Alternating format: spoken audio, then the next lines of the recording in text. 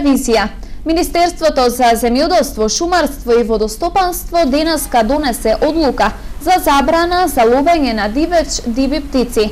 Забраната е привремена и се однесува на целата територија на Република Македонија поради опасност од ширење на заразна болест, авиарна инфлуенца или птичји грип. Забраната за ловење диви птици стапува на сила веднаш и ќе трае се до нејзиното отповикување, се вели во соопштението. ИПАР 2 програмата презентирана пред земјоделците во Штипско. Програмата ќе подржи повеќе сектори, зголемен и процентот на кофинансирање и се чека на објавување на јавен повик.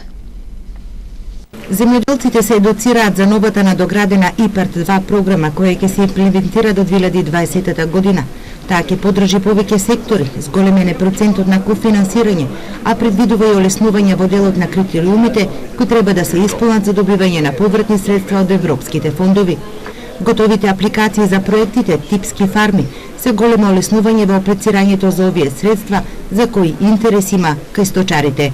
Министерството веќе направило некој исчекор, односно подготовка, а тоа се типизирани фарми кои што ќе дадат стандардна, односно стандардизирање по однос на одгледувањето во свињарството, за месо, говедарство, кокошкарството и така натаму, во сите области, кое што е погодност, кое што во првиот период имавме недостатоци или проблеми по однос на обезбедување на проекти и така натаму. ИПАР 2 програмата предвидува подршка на сектори кои не беа опфатени со мерките од ИПАР 1, а се зголемува и процентот на кофинансирање за инвестициите во земјоделските стопанства. Се надополнуваат типовите на инвестиции со еден нов сектор, тоа е полјоделскиот сектор, и дозволено да се инвестира во полјоделскиот сектор. Потоа ги воведовме во ИПАР и производителите на конзумни јајца, ги воведовме инвестиции за обновливи извори, инвестиции за производство на енергија од обновливи извори и така натаму. Пред нас сега предстои имплементацијата на новата програма. Очекуваме во брзо време агенцијата да распише јавен повик. Процентот на кофинансирање на новата ИПАР програма се зголемува на 65%, а за инвестиции на места со ограничени можности за развој на земјоделството на 75%. Се чека на објавување на јавниот повик да може земјоделците да аплицираат за повратни средства. На располагање за нови инвестиции се 60 милиони евра. Од првиот програмски фонд од 85 милиони евра искористија само 30% од предвидените неповратни средства.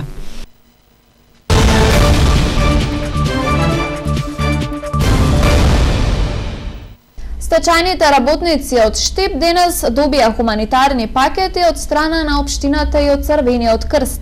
За сега нивното барање за добивање на месечен паричен надоместок мирува поради неформирањето на новата влада. 40 стечајни работници денес добија хуманитарни пакети. Пакетите со основни намирници им ги поделе штипскиот градоначалник и општинската организација на Црвениот крст. Ценевме дека една ваква мала подршка, може би и символична, ќе им значи на овие луѓе нешто, затоа што поголемиот дел од нив се без работа подолго време и мислиме дека ќе им помогнеме со одредени прехранбени производи. Ние понатаму инсистираме да, иако се тие во одминати години, ние секој ден во општина Штип имаме некаде околу 200 слободни работни места. Тие мора да најдат начин да се преквалификуваат, мора да бидат упорни да најдат работно место, затоа што, верувајте, не се сите инвалиди, не се сите истрошени, дел од нив може да најдат вработување со кој ќе обезбедат екзистенција. Ние во овој момент градиме 10 фабрики во нашиот град каде ќе има работни места. Преседателот на стечајните работници од Штип Кемалдин Арсланов истакна дека секоја помош им е добродојдена, а традиционално секоја година ја добиваат од страна на градоначалникот и од Црвениот крст. Се надевам дека сами ја кажа дека и за Великден пак тие што не се земале ќе земат втората група. Тоа може да ја кажем, да не се има работник во стечајците.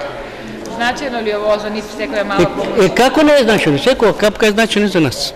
Стечајните работници се уште бараат од државата да им го реши проблемот, односно да добиваат месечен паричен надоместок, но за сега ова нивно барање е во мирување. Нема, чекаме да се формира владата и видиме кој ќе биде, па тогај. Сега мируваме, тоа понатака ќе видиме. Арсланов забележува дека стечајните работници се на возраст од над 60 години и тешко наоѓаат работа, бидејќи некои од нив имаат и здравствени проблеми. Со стартот на грејната сезона во Пробиштип забележано е мало покачување на PM частичките во воздухот, но градоначалникот смирува дека станува збор за 1 до 2 часа во текот на денот. Инаку пробиштипјани дишат квалитетен воздух е генералниот заклучок. Мерните станици кои се поставени во градот Пробиштип покажуваат дека пробиштипјани сепак имаат квалитетен воздух. Градоначалникот Тони Тоневски забележува дека поради временските прилики, односно со стартот на грејната сезона, имаат забележано мало покачување на PM честички во текот на денот. Јас морам да кажам дека општина Пробиштип има навистина квалитетен воздух за дишење, за разлика од некои градови во Република Македонија кои што имаат голем проблем со загадувањето на воздухот. Меѓутоа морам да споменам дека во одредени делови од денот, поточно со почнувањето на грејната сезона, се јавуваат надминување на максимално дозволените граници, меѓутоа тоа е само краткотрајно, во 1 или 2 часа во текот на денот. Анализите покажуваат дека загадувањето на воздухот кој се појавува од 1 до 2 часа во Пробиштип и поради грејната сезона, над 90% од населението во овој град се грее на огревно дрво, па чадот придонесува да се зголемува загадувањето. Засега само оваа општина го мери загадувањето и ги објавува на својата веб страница. Двете мерни станици, едната во центарот, а втората кај старото хидроеловиште, беа поставени од страна на општината на барање на граѓаните, за да се види колку стопанските капацитети го загадуваат воздухот. Регионална дебата за практики и комуникација на граѓаните со општините. Анализите покажуваат дека граѓаните имаат информативни комуникации со општините, но потребно е продлабочување на комуникацијата. Регионалната дебата за презентација на постоечките практики на консултација со граѓаните во процесот на креирање на политики на локално ниво има за цел да овозможи отворен простор за сите заинтересирани страни да го кажат своето мислење за состојбите со граѓанското учество на локално ниво, кои се предизвици и можности за надминување на истите. В регионална дебата, наменета за представници на граѓанскиот сектор, општините, медиумите и сите заинтересирани граѓани од источниот плански регион, и на денешната средба пред се ќе ја презентираме анализата што ја подготвивме во рамките на овој проект, а се однесува на испитување на тоа колку граѓаните учествуваат во процесот на креирање на јавни политики и донесување на одлуки. Вакви дебати ќе се случат во сите 8 плански региони, затоа што анализата што ја направивме е на национално ниво, се однесува на Република Македонија, а подоцна ќе организираме по плански регион и работни групи кои што ќе работат на допрецизирање на препораките што ќе треба да ги доставиме до општините, но и до Министерството за локална самоуправа, се со цел подобрување и на вклучувањето на граѓаните во креирањето на јавни политики на локално ниво. Анализата покажува дека граѓаните имаат соработка со општината, но само на информативно ниво. Потребно е продлабочување на комуникацијата. Главните наоди од анализата покажуваат дека постои одреден тип на соработка помеѓу општината и граѓанските организации, односно граѓаните, но тоа е повеќе во насока на информирање од страна на општината за тоа што работи таа, отколку на вистинско вклучување, една партнерска соработка и активно донесување одлуки со помош на граѓаните. Исто така, анализата покажа дека оние законски пропишани норми како што се граѓанска иницијатива, референдум, собир на граѓани и така натаму, тешко се користат во нашата земја затоа што се обременети со определени правни прописи и критериуми кои што ниту локалната самоуправа, ниту па граѓаните можат да ги исполнат за да може да ги практикуваат овие механизми. И затоа се препорачува да се разгледа можноста тие да се прилагодат, да се променат за да може да одговараат на реалните потреби на граѓаните и на општината. Дебатата ја организира Фондацијата за развој на локалната заедница Штип во рамки на проектот за екнување на партиципативната демократија, финансирана од Европската унија.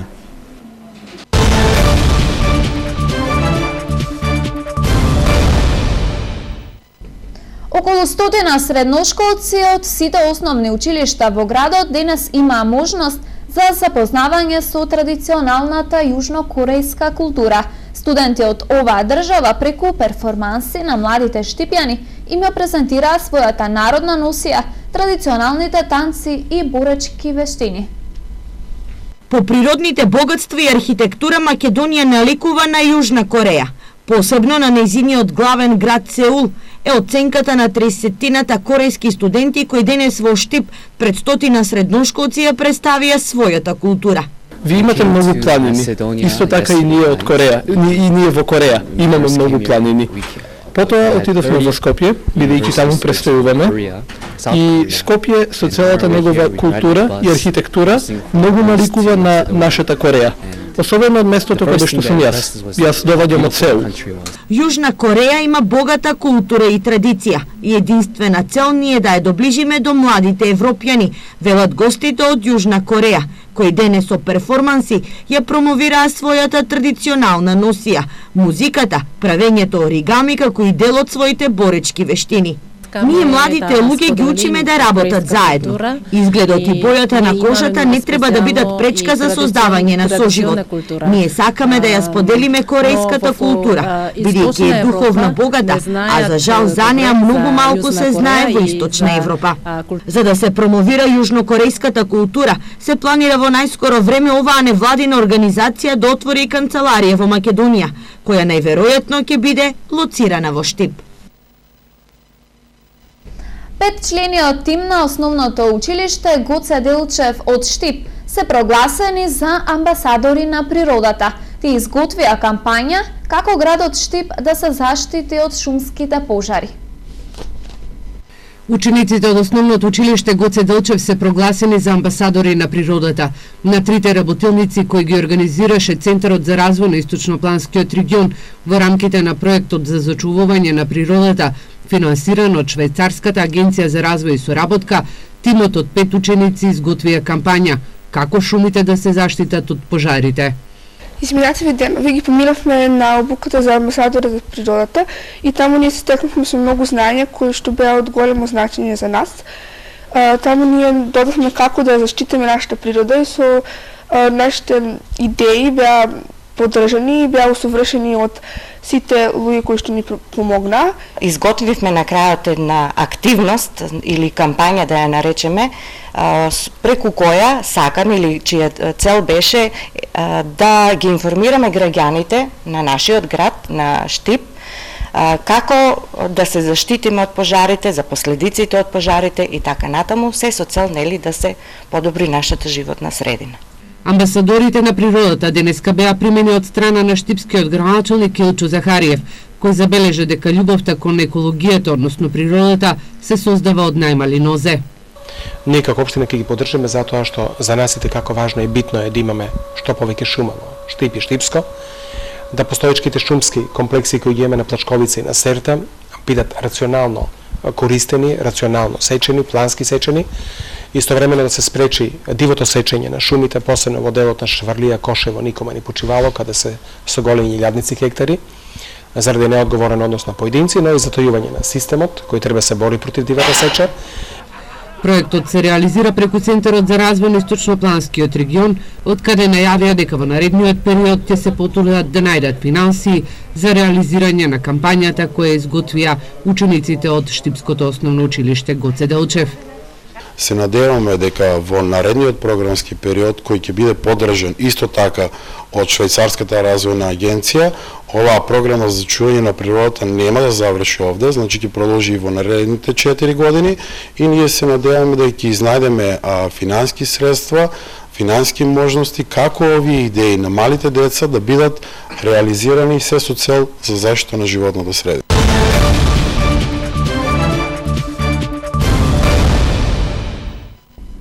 Најновата анализа на Евростат повторно ја сместува Македонија на европското дно според цените на основните животни производи.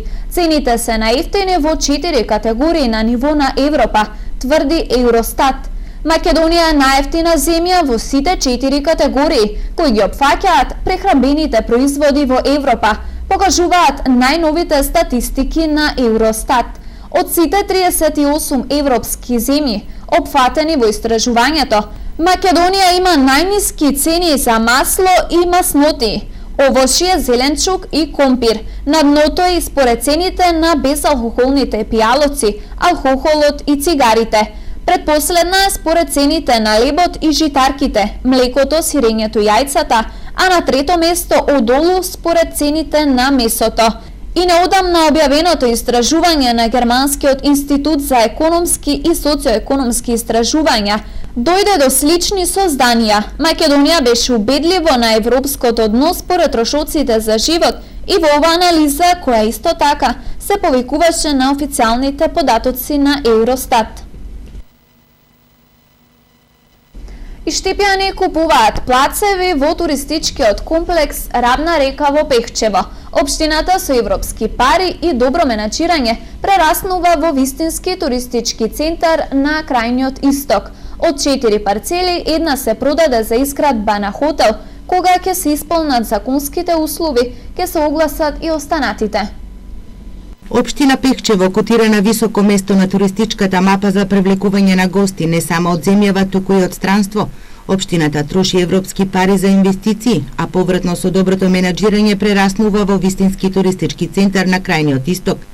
Општината го промовираше проектот за изградба на инфоцентар за туристичка логистика во рамки на проектот Платформа за фестивалски туризам, добиен со проектите за меѓугранична соработка со општина Брезница од соседна Бугарија. Соработката на општината ја донесе 330.000 евра за туристички проекти. Почнуваме значи со имплементацијата на проектот. Овие двата проекта се едниот е инфраструктурен и после добивање на изведувач почнуваме со веднаш после тоа почнуваме со изградба на инфоцентарот и сите други пропратни работи. Општината последниве години направи многу на ова поле. Го електрифицираше локалитетот Равна река. На 4 плацеви ќе никнат хотели. Еден веќе е продаден. И штипјани заинтересирани за плац на ова место. Таму продаваме парцели кои што се интересни и за самите граѓани на општината, меѓутоа доста има, еве конкретно од Штип има доста купено, имаат купено плацови и пошироко од Македонија, а секако имаме 4 локации за хотел кои што се баш во склоп на тоа да го развиваме туризмот, од кои едната веќе е продадена, а имаме на повидок и наредна. Општина Пехчево изминатиот период изгради пристапна патека до локалитетот Света Петка, изгради адреналинска патека, паркот Езерце, не го запоставува ниту ловниот туризам. Подкажувањето на словенците концесионери на две ловишта ќе бара нов кој ќе стопанисува со нив и ќе го развива овој вид на туризам.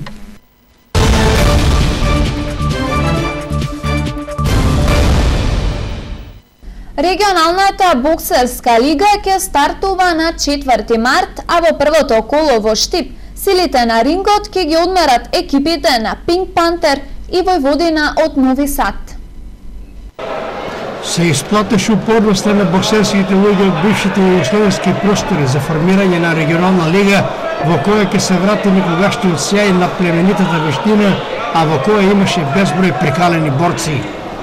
На состанокот во Загреб оваа иницијатива прерасна во официјална вистина, во која од македонска страна главен идеолог беше раководството на боксерскиот клуб Пинк Пантер во Штип, предводен од председателот Илија Младеновски, за што беше верификуван и како заменик председател на управниот одбор на регионалната лига. Во првата сезона на регионалната лига ќе се направуваат 7 екипи од Хрватска, Србија, Македонија и Босна и Херцеговина. Стартот на сезоната ќе биде на 4 март, а во првото коло во Штип ќе се сретнат екипите на Пинк Пантер и на Војводина од Нови Сад. Штипските боксери под раководство на тренерот Ристе Гребе вредно и напорно тренираат со цел подготвени во топ форма го покажат својот раскошен талент и квалитет. Веќе се познати боксерите кои ќе настапуваат по категории, а во кои има и нови извучи имиња. Во категорија до 56 кг Александар Ристовски, во категорија до 60 кг Мухамед Кадриев, во категорија до 64 кг Мартин Алексов, во категорија до 69 кг Никола Арсов, во категорија до 75 кг Гоце Јанески, во категорија до 81 кг Илче Јоновски, во категорија до 91 кг Димитар Ташков, кој воедно ќе биде капитан на екипата, и во категорија плюс 91 кг Александар Димовски.